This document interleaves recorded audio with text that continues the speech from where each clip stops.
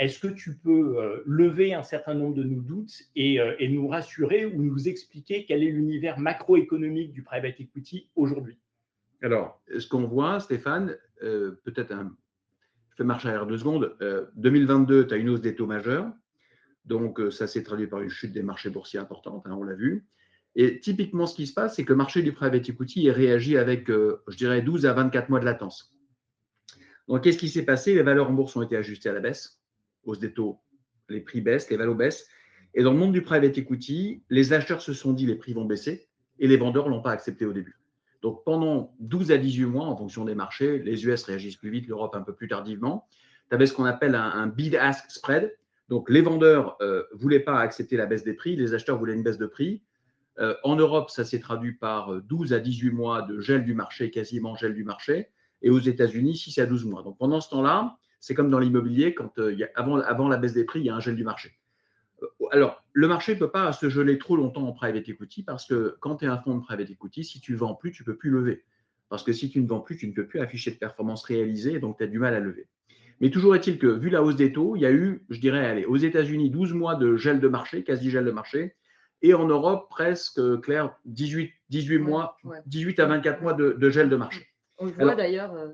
On l'a vu dans nos co-investissements et nos investissements. Donc, tu as eu un marché qui s'est, je dirais, crispé. Voilà. Le marché ne se gèle jamais complètement parce que tu as des secteurs qui restent un peu immunisés. Le software et la santé ont été assez immunisés.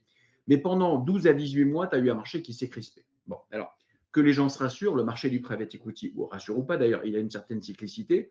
On a vu ces moments de tension en 2001, quand le crack de la bulle Internet a eu lieu. En 2008, au moment de la grande crise financière, le private equity a déjà vécu ça, Stéphane. Donc, ce n'est pas un moment de crispation inconnu. Bon. Alors, qu'est-ce qui se passe? La bonne nouvelle, c'est que le private equity, c'est un marché organique. Je suis un grand fonds de private equity. Je veux vendre à des prix que les acheteurs n'acceptent pas, mais à un moment, je vais devoir baisser mes prix. Parce que si je ne vends plus, je ne lève plus. Donc, le marché, il va retrouver une liquidité naturelle. Enfin, d'où l'importance de rentrer chez des gérants, chez lesquels on a, nous, l'intime conviction que la surperf historique est réplicable. Ça ne veut pas dire qu'on va estimer dans nos retours futurs qu'on va répliquer les retours passés, mais on veut s'assurer d'une chose, et c'est le cœur de nos diligences.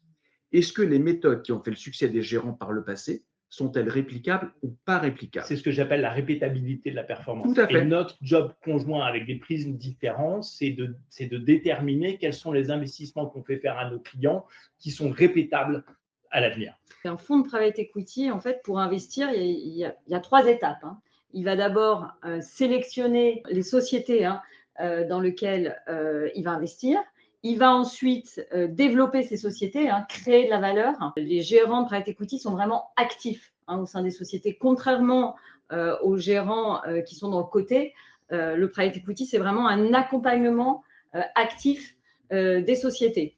Donc, il développe ces sociétés avec ses plans de création de valeur et ensuite, il va les céder, généralement au bout de 4 à 5 ans en moyenne, et il va distribuer le produit de ces cessions aux investisseurs.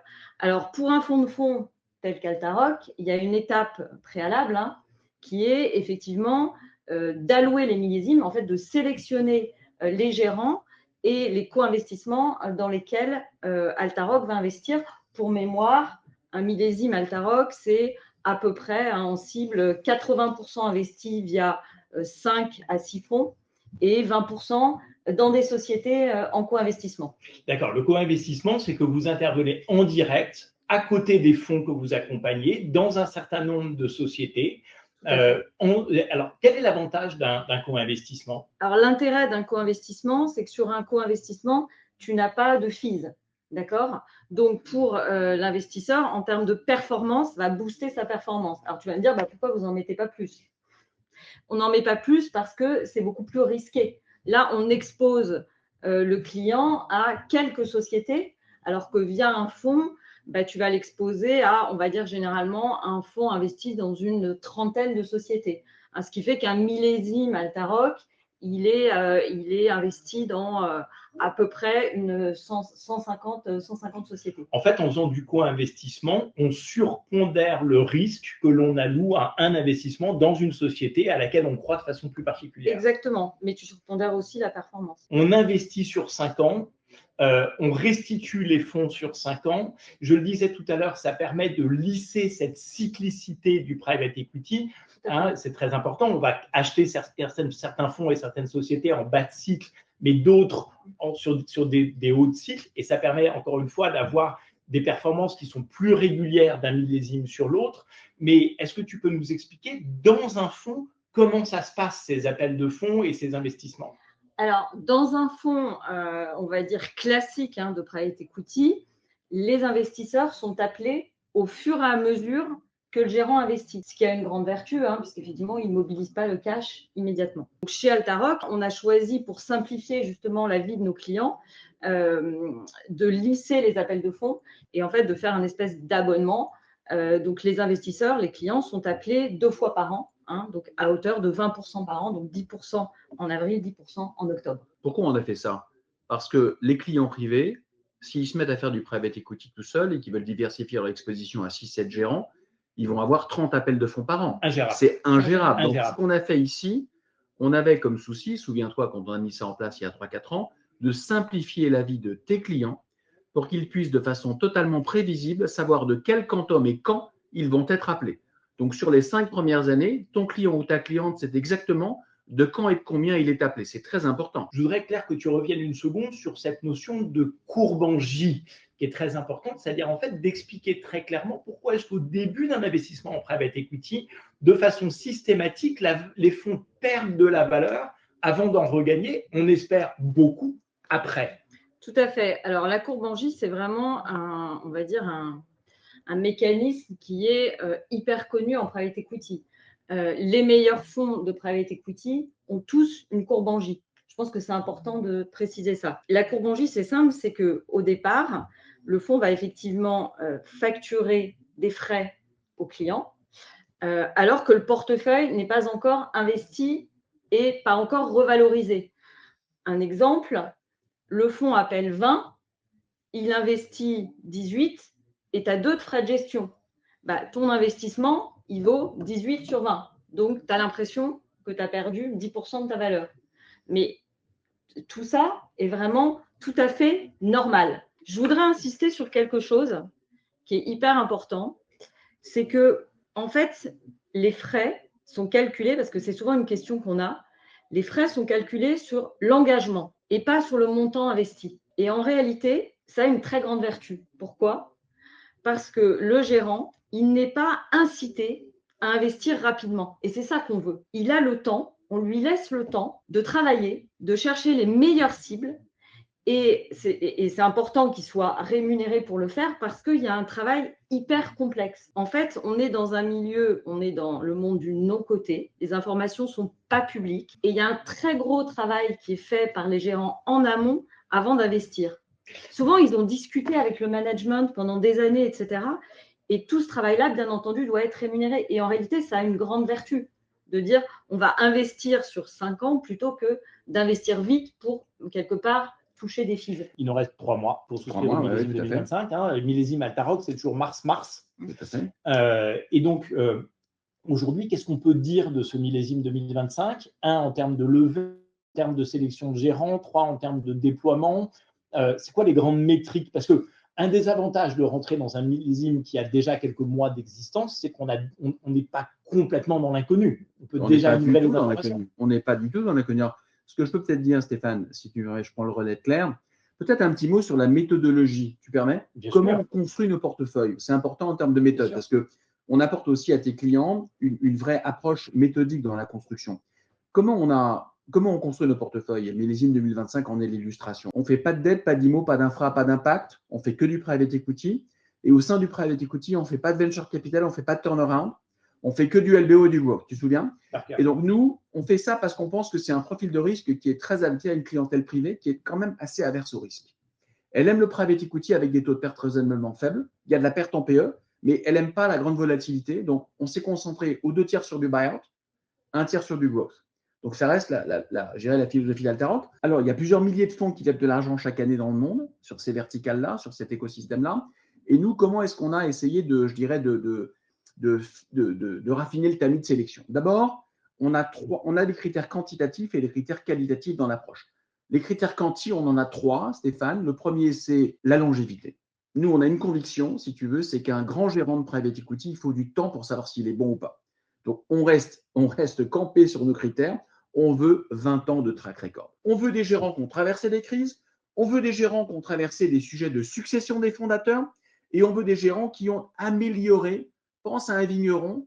Est-ce qu'un grand cru de Bordeaux, en 10 ans, tu sais s'il est bon ou pas? Non, tu ne sais pas. Probablement pas.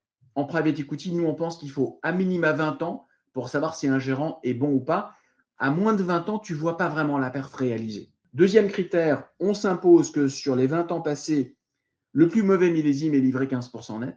Et le troisième critère, qui est un parti pris Altaroc, on se concentre sur des gérants qui lèvent au moins 1 milliard. Pourquoi? Donc, pas de petits fonds. Alors, il y a des très bons petits fonds, Stéphane. Ne me fais pas dire ce que je n'ai pas dit. Il y a des très bons petits fonds, mais sur un petit fonds, un fonds de 500 millions, il va être très dépendant de un ou une partner star qui, si elle s'en va, met le fonds en difficulté. Donc, pour ne pas dépendre d'un risque intuitu personnel, on a mis le cut à 1 milliard. Donc, il y a des très bons petits fonds qui sont très dépendants d'une Claire ou d'un Fred et on ne veut pas ça. Souviens-toi, on veut minimiser le risque portefeuille pour ta clientèle. Bien sûr. Donc, on a ces 3 critères de longévité, de performance et de taille critique. Quand on met ces tamis ensemble, il reste une centaine de gérants qui nous plaisent. Alors, après, on a 2 critères très importants qui sont les secteurs et les géographies. On veut un portefeuille qui est mondial. Le meilleur du private equity mondial pour l'instant, il est encore américain, parce que pas parce qu'ils sont plus intelligents, parce que l'écosystème du private equity y est plus développé. Ça fait 60 ans qu'il est développé, ça fait 30, 40 ans en Europe. Donc, on veut un portefeuille qui est, on va dire, 45% US, 45% européen et 10% reste du monde. Donc, c'est un critère important de sélection. Et surtout, on a un gros parti pris. On ne veut plus accompagner que les gérants verticaux. Dans le monde du private equity qui est devenu ultra compétitif, nous n'accompagnons pas de gérants, je dirais, généralistes. Donc, on pense que seuls réussiront à battre le marché les gérants verticaux. Et au sein des gérants verticaux, on a choisi ceux qui se spécialisent sur 4 verticales. La santé, Claire en a parlé, les éditeurs de logiciels, les services professionnels, les fonds de private equity qui se concentrent sur les services B2B, et enfin, les fonds de private equity qui se concentrent sur les places de marché digitales. Quand on combine nos 3 critères quanti avec ces critères secteur géographie, il y a une vingtaine de gérants qui nous plaisent dans le monde, 20 gérants qui nous plaisent dans le monde.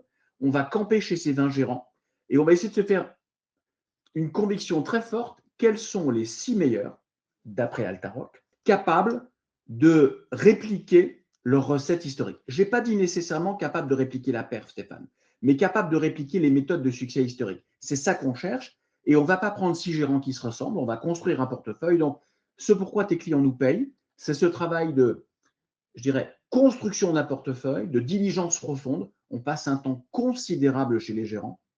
Maurice et moi, on a fait le métier de patron de fonds de private equity pendant 30 ans et 50 ans, donc on connaît l'industrie. Louis, ça fait 27 ans qu'il fait de la sélection de fonds.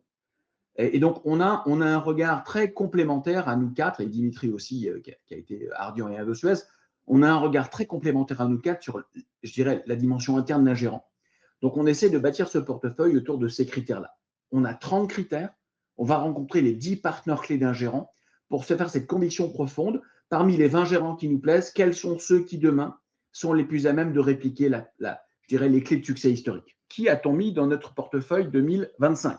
Donc, Claire t'a dit qu'il y a 3 ans, on a investi chez AG. Quand on regarde AG aujourd'hui, il est encore dans sa courbe en J sur ses fonds. Donc, nous, de même que tes clients qui s'interrogent sur est-ce que je reviens dans un millésime Altaroc ou pas, nous, on s'interroge est-ce qu'on revient chez AG ou pas? On doit faire un travail fondamental quand on regarde AG, alors que tu ne vois pas encore, parce qu'on était encore en J la perte, comment se comporte ce gérant. Est-ce que les critères qui nous avaient enthousiasmés il y a 3 ans sont encore valides? Et on refait une full du deal. On regarde leur portefeuille actuel, on rencontre les 10 partenaires clés et on se fait une conviction. Donc aujourd'hui, on est revenu chez AG. On est revenu chez 2 fonds d'AG qui n'ont rien à voir. Quand vous rentrez dans un fonds, parce que les fonds de private equity, ils sont comme Altaroc, ils lèvent sur une durée qui, en général, peut aller jusqu'à 2 ans d'ailleurs, en termes de. Tout à fait.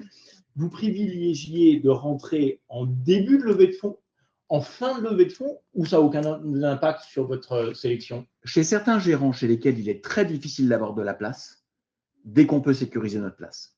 Parce que même nous, Stéphane, tu veux rentrer aujourd'hui chez Mercury, chez AG Mercury, si tu n'es pas un gros LP chez Saturn, tu n'as pas d'alloc. On a négocié, Claire, 25 millions chez Mercury, on n'aurait pas eu 1 million de plus. Idéalement, alors évidemment, tout le monde aimerait venir au dernier closing d'un gérant, Mais regarde ce qui se passe. Aujourd'hui, les gérants les plus performants lèvent 1 an et demi avant qu'ils aient besoin des fonds. Donc aujourd'hui, si tu veux de la place chez ce gérant, tu vas devoir te committer 1 an avant. Si tu ne fais pas ça, même dans le marché actuel, tu n'auras pas ta place. Il y a certains gérants chez qui tu peux rentrer au dernier moment, mais ce n'est juste pas les gérants chez qui on veut aller. Les gérants chez qui on veut aller sont très rares d'accès. Et même aujourd'hui, si tu n'as pas fait ta due deal 1 an et demi avant, tu ne rentres pas. Il n'y a pas de place.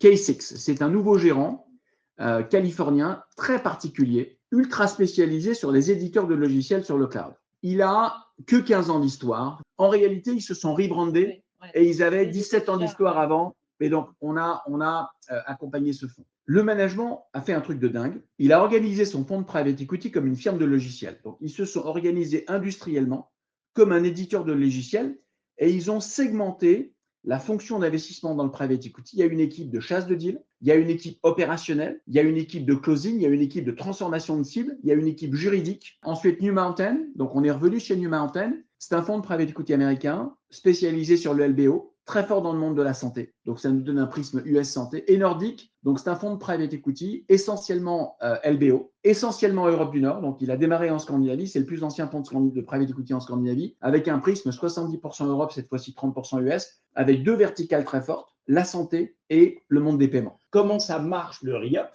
Pourquoi est-ce qu'Altaroc favorise et permet de faire ces opérations en re-up avec encore plus de facilité que chez les autres gérants? Et quel avantage j'ai à faire tous ces millésimes successifs? Dans ce millésime 25, on déploie très très vite. Claire, il y a combien de sociétés Alors, je viens de faire le décompte puisque je suis en train de travailler sur le reporting au 31 décembre, le premier reporting du 2025. Il y a 48 sociétés déjà. Donc, ça veut dire quoi? Ça veut dire que les clients qui décideraient d'investir aujourd'hui, ils savent dans quoi ils sont investis. Ils seraient tout de suite investis dans ces sociétés-là. Dans nos diligences sur les fonds, un élément très important, est-ce que nos gérants déploient au rythme promis et vendent au rythme promis? Parce que pour que moi, je puisse assurer la liquidité que j'ai promis à nos investisseurs, il faut que les gérants sous-jacents livrent la liquidité qu'ils nous ont promise. Alors, il y a une nouvelle phrase amusante qui dit que, en anglais, DPI is the new IR. Ça veut dire que la nouvelle métrique de performance chez les gérants, c'est plus uniquement le TRI, c'est le DPI, c'est la vélocité de remboursement du capital. Un millésime Altaroc, en termes de projection, pour un client à toi qui aura mis 100 000 euros d'engagement, alors il sera appelé de façon certaine à 20 000 euros par an. Tu nous payes des fees pour qu'on déploie tout ton capital. Ça, c'est très important parce que les fonds eux-mêmes, ils n'appellent pas toujours 100%. Non, donc on n'a pas eu le temps d'en parler. Pourquoi on fait des co-invest? Pour être sûr qu'on peut déployer 100% au travail. On a présenté ici des projections prudentes. On nous dit parfois, vos concurrents ont des ambitions beaucoup plus importantes. Nous, on a mis ici les chiffres auxquels on croit, Stéphane. Donc, nous, on a projeté 1,7 fois la mise et 13% de TRI net. Et on pense que pour des portefeuilles qui ont cette qualité, avec ce niveau de diversification, nous, en tout cas, on sera ravis. Qu'est-ce qui se passe si ton client fait plusieurs millésimes? Que va-t-il se passer s'il en fait 2, 3, 4, 5?